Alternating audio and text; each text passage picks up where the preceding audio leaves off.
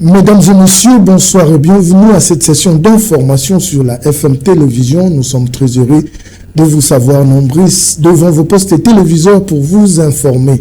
Ouvrons cette session d'information par la visite d'itinérance du chef de l'État dans le Grand Kasaï. Le président de la République, Félix-Antoine Tshisekedi Tshilombo, séjourne à présent dans le Kasaï oriental, précisément à Mbuji-Mayi, depuis ce jeudi 26 décembre 2024. Lors de son adresse à la population, il a promis de mettre en pratique ces 6 axes prioritaires et a promis de relancer la minière de Bakwanga avec une somme de 50 millions de dollars. Le détail dans cet élément. Le président de la République, Félix-Antoine Tshisekedi Tshilombo, continue sa visite d'itinérance dans les Kasaï. Après le Kasaï central au Kananga, vient le tour du Kasaï oriental à Mbuji-Mayi. Le chef de l'État était accueilli au bas de l'avion par plusieurs officiels, tant provinciaux que nationaux. Après une longue marche à pied, c'est en début de soirée que Félix Tshisekedi, accompagné de la distinguée première dame Denise Nyakeru, était arrivé au terrain Bonzola à Mbuji-Mayi, au Kasaï oriental, où une foule en liesse s'était réunie pour suivre son adresse. Le programme de développement local de 145 territoires, la relance de la minière de Bakwanga, Miba, et la question de la réforme constitutionnelle étaient le point central du discours du président de la République face à la population de Mbuji-Mayi. Concernant les 6 axes prioritaires de son programme quinquennal, plus d'emplois, plus de sécurité, l'amélioration du pouvoir d'achat, la diversion de l'économie, plus d'accès aux services sociaux de base et plus d'efficacité de services publics, le chef de l'État a clairement affiché sa détermination à la concrétiser au cours de ses mandats. Le chef de l'État a énuméré quelques projets réalisés et d'autres en cours de réalisation dans le cadre de PDL 145 territoires, notamment les infrastructures scolaires, administratives et sanitaires. Il a saisi cette occasion pour annoncer que 50 millions de dollars américains seront prochainement affectés pour la relance de la MIBA. En clôture de son grand oral, Félix Tshisekedi a présenté la nécessité de procéder à une réforme constitutionnelle. De nombreuses autres activités sont annoncées à Mbuji-Mayi, deuxième étape de l'itinérance des chefs de l'État dans l'espace Grand Kasaï. En réaction au discours du chef de l'État critiquant l'opposition de ne pas être préoccupée à la situation sécuritaire dans l'Est de la République démocratique du Congo, Prince Epenge a pris à témoin la population congolaise en évoquant plusieurs actions menées par l'opposition pour dénoncer cette guerre d'agression. On écoute Prince Epenge. La coalition Lamuka et l'ADD Congo rejette avec fracas toutes les accusations mensongères que M. Félix Tshilombo a formulées contre l'opposition depuis la ville de Mbuji-Mayi. La Mouka prend le peuple congolais à témoin. Nous avons organisé plusieurs marches populaires dans tous les pays en soutien aux forces armées congolaises engagées au front. La MOCA a organisé, y compris en partenariat avec l'Église catholique, plusieurs manifestations pour dire non au génocide congolais.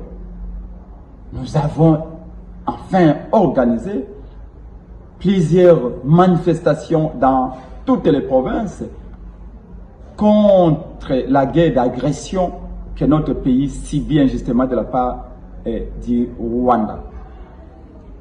Félix Tshisekedi, pour cacher son incapacité à protéger les Congolais, est en train d'accuser faussement l'opposition dans son opération de lavage des cerveaux et de manipulation des populations de Mbuji-Mayi. Restons toujours dans l'espace Grand Kasaï. Lors du passage du chef de l'État dans le Kasaï central, le gouverneur Moïse Kamboulou a fait savoir lors d'un briefing qu'il est gêné de le dire, mais ils n'ont pas l'office de route car il ne fait rien et l'OVD qui ne fait rien également. Selon lui, ces structures ne font rien et voilà son inquiétude et sa tristesse. Suivez le gouverneur du Kasaï central. Merci bien. D'abord, je veux apaiser madame. Au Kasaï central, tout est prioritaire. Tout est prioritaire et dans tous les secteurs. À propos des infrastructures, j'ai eu à le dire tout à l'heure, qu'il n'y a encore rien. Et quand il n'y a encore rien, c'est qu'il faut commencer.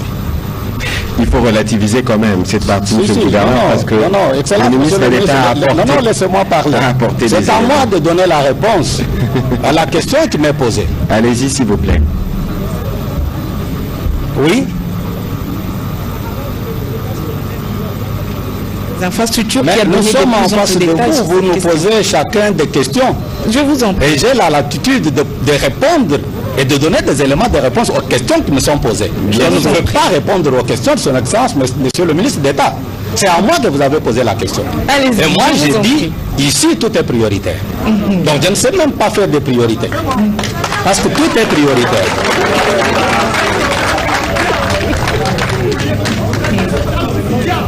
Ici, vous avez senti ça, la population a parlé.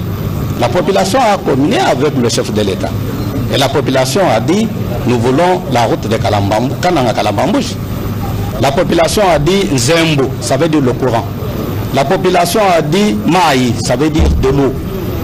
La population a dit voirie urbaine. J'ai commencé par dire qu'il n'y a pas de voirie ici. Il n'y a pas de voirie parce que nous avons deux offices qui n'existent que de nom. Je le répète et je m'assume. Nous avons l'office de route qui n'a rien et qui ne fait rien.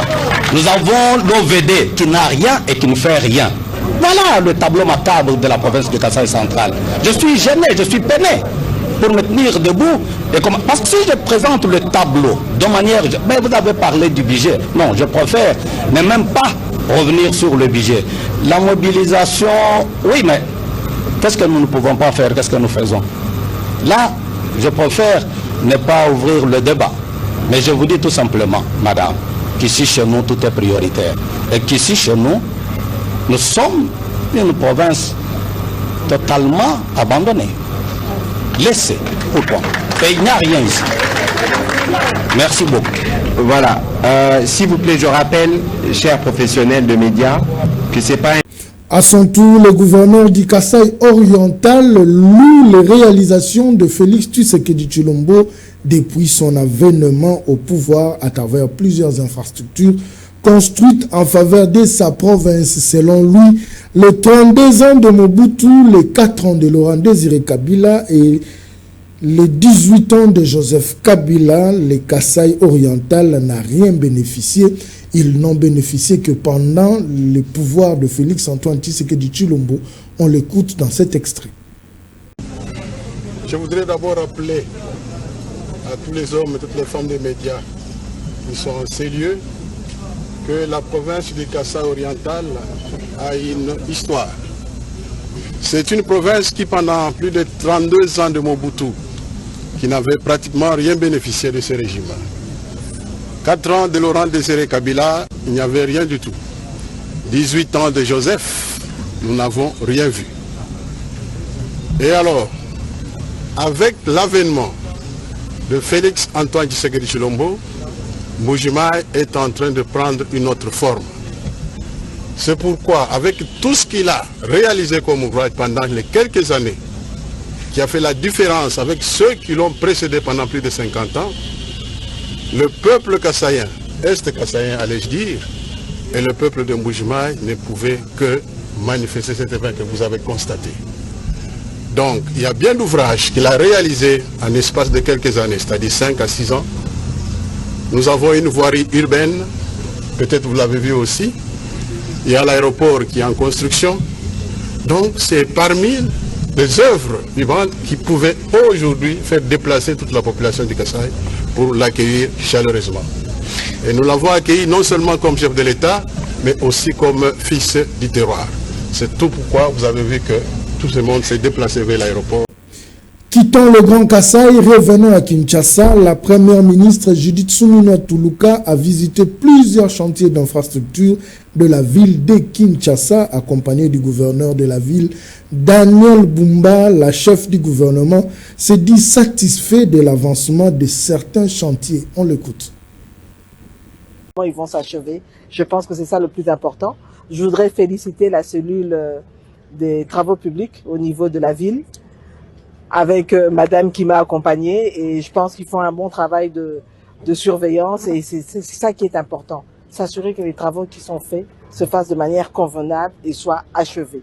Et donc on va l'année prochaine, j'ai pris rendez-vous avec ceux qui ont démarré les travaux pour voir à partir du mois d'avril, être sûr que, en tout cas, c'est en bonne voie.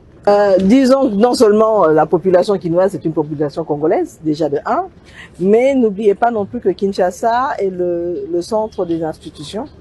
Et c'est important, c'est l'image de la République démocratique du Congo, c'est la capitale, et c'est une image que la RDC renvoie. Et donc aujourd'hui, ma bataille à moi, c'est de voir demain Kinshasa appelé de nouveau Kinshasa la Belle. C'est ça que je voudrais vraiment avoir.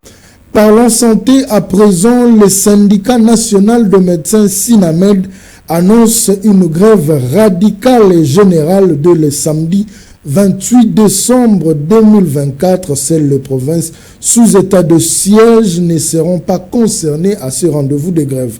Les médecins ont décidé de corser cette grève débutée en mi-octobre vu le non-respect des engagements du membre du gouvernement de la République démocratique du Congo. Les détails dans cet élément que vous propose la rédaction de la FM Télévision.